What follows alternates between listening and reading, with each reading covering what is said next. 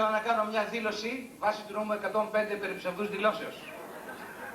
Σας δηλώνω, παιδιά, υπεύθυνα ότι στις εκλογές που έρχονται δεν πρόκειται να ψηφίσω το κόμμα εκείνο που θα βγει και θα υποσχεθεί ότι θα κάνει σε αυτή τη χώρα το μεγαλύτερο καλό. Θα ψηφίσω το κόμμα εκείνο που θα βγει παλικαρίσια και θα υποσχεθεί ότι θα κάνει σε αυτή τη χώρα το μικρότερο κακό. Κάποια στιγμή να τελειώσει το παραμύθι. Και εδώ με πιάνει αυτό το παράπονο που λέμε και το παράδοξο ποιο είναι. Ό,τι κακό, στραβό και ανάποδο γίνεται σε αυτή τη φουκαριάρα τη χώρα, γίνεται, ρε παιδιά, πάντοτε εν ονόματι της δημοκρατίας. Γι' αυτό φαίνεται τη βαφτίσανε κιόλας ελληνική. Έτσι φαίνεται, έχει κάποια ιδιαιτερότητα, φαίνεται, είναι κάτι δικό μας, φορκλόρ που λέμε. Πώς λέμε ελληνική λεβεντιά, ελληνική ύπεθρος, ελληνική κουζίνα, ελληνική φέτα. Έτσι έχουμε και την ελληνική δημοκρατία που σημαίνει πιο απλά πως ο καθένας κάνει ό,τι το φωτίσει ο Θεός. Δημοκρατία σου λέει, έχουμε ό,τι θέλουμε κάνουμε, ό,τι θέλουμε γράφουμε στα Έτσι πρέπει να είναι μάλλον η δημοκρατία στην Ελλάδα, να μπορεί ο καθένας να λέει ελεύθερα ό,τι σκέπτεται, ακόμα και όταν δεν είναι σε θέση να σκέπτεται. Διότι στη δημοκρατία υποτίθεται ότι είμαστε όλοι ίσοι, εκτός βέβαια από τον κύριο Σαρτζετάκη, ο οποίος είναι πιο ίσος από τους ίσους. Βέβαια αυτός έχει μπερδέψει την ελληνική δημοκρατία με τη Βυζαντινή Αυτοκρατορία. Σαρτζετάκης, ο τελευταίος αυτοκράτορας.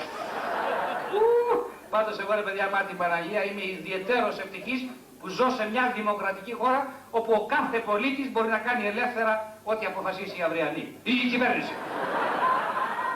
Σου λέει η κυβέρνηση, κύριε, αποφάσισα να κάνεις λιτότητα, έτσι. Και εσύ είσαι ελεύθερος να την κάνεις. Και σε ρωτάω εσένα, ναι. Σου είπε ποτέ κανείς να μην κάνεις λιτότητα?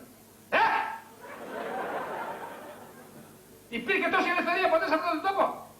Όχι. Και γίνουν κάτι τσογλάνια. Και σου λένε ότι δεν θα βγει, λέει, το Πασόκ στην επόμενη τετραετία. Μπορεί να βγει και να παραβγεί. Γιατί ο ελληνικός λαός σκέφτεται πρακτικά, σύντροφε, έτσι δεν είναι? Σου λέει αυτοί τα κάνουν σκατά, αυτοί θα τα καθαρίσουν. Ξάλλου μπορεί να του αρέσει κιόλας, ο καθένας έχει το δίτσιο του, την ανομαλία του, ρε παιδί μου. Εγώ φερειπίν γουστάρω τον έφος. Θέλω να βλέπω, ρε, τι είναι αυτό που αναπνέω.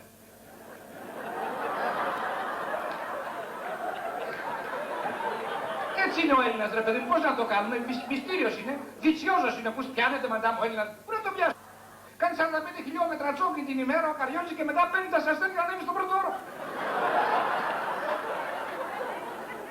Καλεί τους φίλους του στο σπίτι του, πλακώνονται οι πλαστακούς και τα φιλέτα, τα μαύρα χαδιάρια, ανοίγουν τις σαμπάκες τους και με το που ανάβουν τα πόνα τους αρχίζουν τη συζήτηση για τις κρίσιμες στιγμές που διέρχεται η ελληνική οικονομία. Θα πεινάσουμε, ρε, σε άσχημα χρόνια, πέσαμε πιάσα άλλα δυο κεφαλάκια. Υπάρχει, ρε παιδί μου, πιο ανάποδο πράγμα από τον Έλληνα που ξοδεύει ένα κουβά χιλιάρικο καριόν για να φτιάξει γκαρά στο σπίτι του και μόλις θα τελειώσει παρκάρει το αυτοκίνητο στο πεζοδρόμιο. Ανάποδος ο Έλληνας, από αρχαιοτάτων χρόνων ανάποδος, από Αδάμ και Εύα, γιατί και αυτοί οι Έλληνες πρέπει να ήταν. Βέβαια, σπίτι να μήλου δεν είχαν, κυκλοφορούσαν γυμνοί, τη βγάζαν με ένα μήλο και την εντύπωση ότι ζούσαν στον παράδεισο. Τώρα μην καλά, ρε, δηλαδή, πού την πας στη δουλειά, τι εννοείς, ότι επί Πασόκ έπαψε πια η Ελλάδα να είναι παράδεισος επειδή στριμωχτήκαμε λιγάκι στο οικονομικό? Όχι, ποτέ δεν απετόλμησα κάτι τέτοιο. Εξάλλου αυτά συμβαίνουν και στις πιο προηγμένες αφρικανικές χώρες. Τελικά, ρε παιδιά, πρέπει να είμαστε η μοναδική αφρικανική χώρα στον κόσμο με λευκούς κατοίκους.